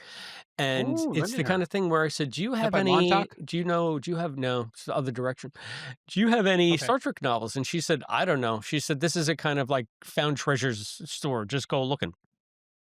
I went Dig. looking, no enterprise novels, but they had Mudd's Okay. Angels, which is a Star Trek adventure. Mudd's Angels. So there's Is that Harry a Mudd. sequel to Mudd's Women? Yes, so they have in this, believe it or not, a novelization of Mudd's Women, which is about 12 pages long, Okay. and then another novelization of I Mudd, I which Mudd. again is like 6 pages long. Hardcore Fenton Mudd! Right. And then so I guess maybe they did that to refresh the reader's memory of the Mudd episodes to give Mudd's Angels context because the rest of the bulk of the book is a story by author J.A. Lawrence called Mudd's Angels. So Wow. So for guess people what I who hadn't paid for seen the original this? series, maybe. Instead of $18, I paid like I'm gonna say $1.25. $1.80, I think. Not bad, under Yeah. 2 bucks. Yeah, Worth but it. that's what I mean. So you never know, and that's we you Maybe should go be paying there. like $1.80 for these, not Yeah, a $18, but little trick I have, you go on eBay and you buy 40 of them at once for 20 bucks. no, we've had this discussion, Albie. I know it's not as fun Why don't I go on eBay for anything? because it's about the hunt. It's Thank not about you. having it, it's about finding it. Exactly, any schmuck can go on eBay, right? It takes a real Oh, I schmuck just to waste gas all Saturday driving around Long Island in used bookstores on the off chance that there might be an Enterprise novel showing up somewhere at some point, somewhere, somehow. I just sold stuff on eBay. It's fun. Well, because you make the moolah. What's your trick and Yeah, sell? yeah, yeah, yeah. Beat Mud's Angels. My trick and tell is gonna be in Beat the Mud's next episode. Angels. Okay. Mud's Angels, that's a great trek and tell. I didn't even know that existed. Now I want the poster and the action figures. Right? And Have you read Harry's it yet? orange shirt. That orange shirt of Harry's. No, I haven't read it yet. Have you read it yet? I still have to read Spock, Messiah. But I did read Oh, okay. Vulcan, which was pretty terrible, if you remember. Vulcan with the Vulcan! exclamation point also. And what else you have to read? What's on the list there? Oh, I think it's a little book called Imzadi by Peter David. Imzadi by Yeah. Peter David. That's gonna we're have to gonna do that after con and after Scouts. Well, maybe during Scouts. Oh, during But Scouts. before Scouts is gonna run for the next 100 Academy. years, so that's fine. Before Academy. Yeah. Do we have to do Academy? Alright, alright, alright. I'll We'll give it a see. chance. We'll It might see. be good. We don't know. We don't want to prejudge. No, we don't wanna Infinite diversity, prejudge. infinite combinations. Okay, okay. If you say I so. think the first episode we're gonna know if it's Discovery or not. Maybe you're Did I engaging just use now Discovery in magical as thinking. a hmm? I think maybe you're engaging in magical thinking now. Maybe. But did I just use Discovery as an expletive? I think I did. Ah, like a pile of discovery. We're gonna discover if it's A pile of a Discovery, a steaming steaming pile pile of of Discovery. discovery or not. Yep. But it's gonna have Becky Lynch and Robert Picardo, so I'm gonna watch it no matter what, of course. Ah, Becky Lynch. Becky Lynch. Love her. That Becky Lynch. I All mean, right. So final thoughts and your ratings out of 5, mm, Chris, for well, let me go first. you're gonna let Because I me don't go want to, second? yeah. Well, I want you to bring it home because you're so eloquent, and I appreciate that about you. That's one of my favorite things. That and Take your amazing calves. take me Um, home. I'm gonna give this a 3.5, 3.5 Captain Kirk logs, Kirk logs, 3.5 Kirk logs out of 5. It was difficult for me to get into this episode, but once I did enjoy it. We have not watched episode or listened to episode 5 yet, right? Nope, Either one of us? nope. We're So episode we're 6. we're behind. This is the first time, I think, Yeah. for something We have the new. screeners, and we Um, still haven't even listened to the podcast as it was released, which is ridiculous. Anyway, right. yeah. Yeah, it's crazy, and we have the screeners. But I still have that feeling to where part of me can't wait to go in there and listen to it. The other part of me doesn't want to. Mm. I don't know, it's hard to explain. What's your final thoughts and ratings out of 5 for Star I Trek Con episode 4, Magical Thinking? For an episode that did a lot to reiterate stuff we already knew, although this whole series is stuff we sort of already know. But very specifically, like eel facts and things like that, I still found it like fascinating. I really enjoyed it. I loved the Con Morla stuff. I loved the sciencing the science to get rid of the eels. I loved swooping in at the last second with that phaser. So to me, this episode had smarts, it had hearts, and it had lots of fun. So and I was smarts, hearts, and SETI eel farts.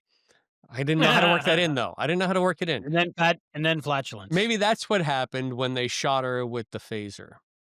She farted and died. Mm, You never know. It could have happened. There was a lot of air trapped under that exoskeleton.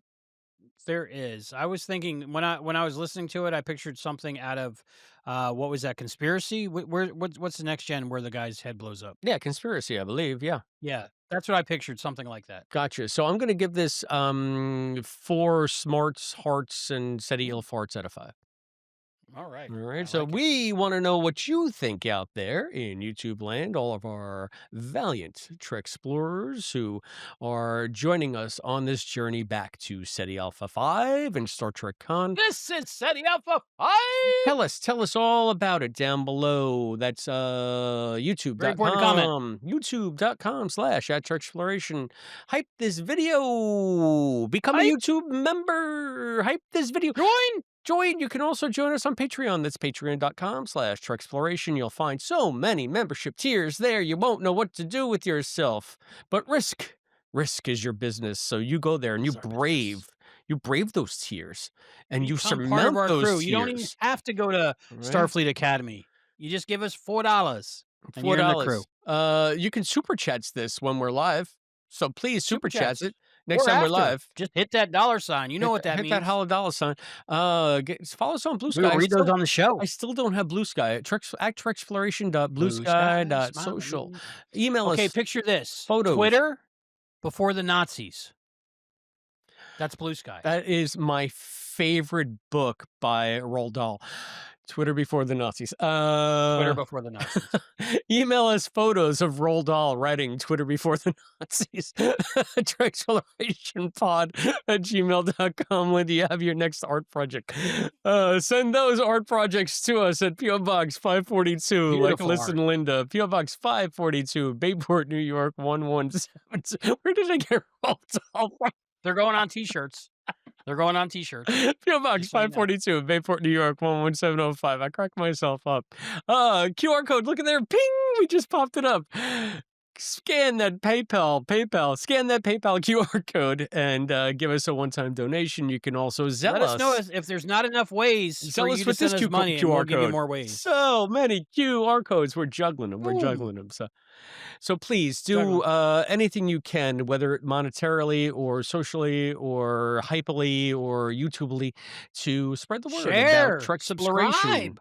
Please, we're so much We're fun. almost to the mustachio. Where do you get like puns like Roald Dahl when he's writing before the Nazis? Twitter before the Nazis. Exactly.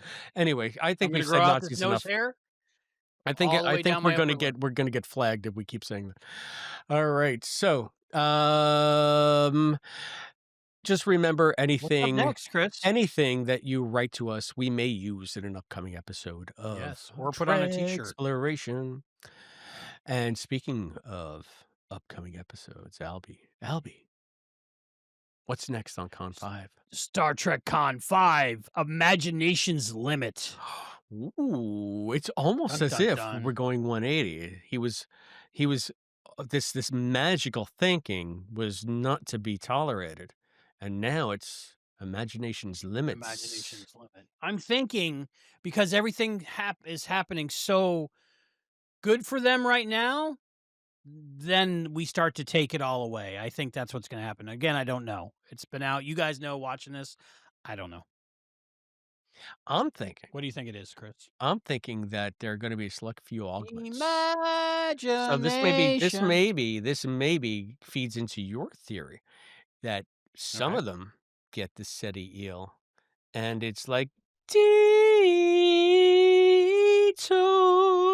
through your mind. They start getting like these trippy trips. Like maybe it doesn't render them susceptible and then eventually kill them. Maybe it sends them on these ether frolics, these mind journeys to the imagination's limits.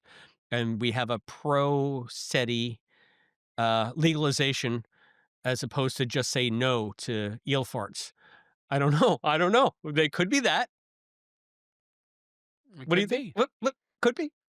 You can't say that it isn't until we listen to it. No. So no, it's Pandora's episode, right? Right? Schrodinger's episode. Schrodinger's. What was I thinking? It's Schroeder's piano. So yeah. There's dust everywhere. No, that's pig. That's the other one. Yeah. So I think that we shall hear all about it though on the next episode of Trek Exploration when we discuss Con Episode 5, Imagination's Limits. Until then, I've been Chris. I'm Albie. And we'll see you next time.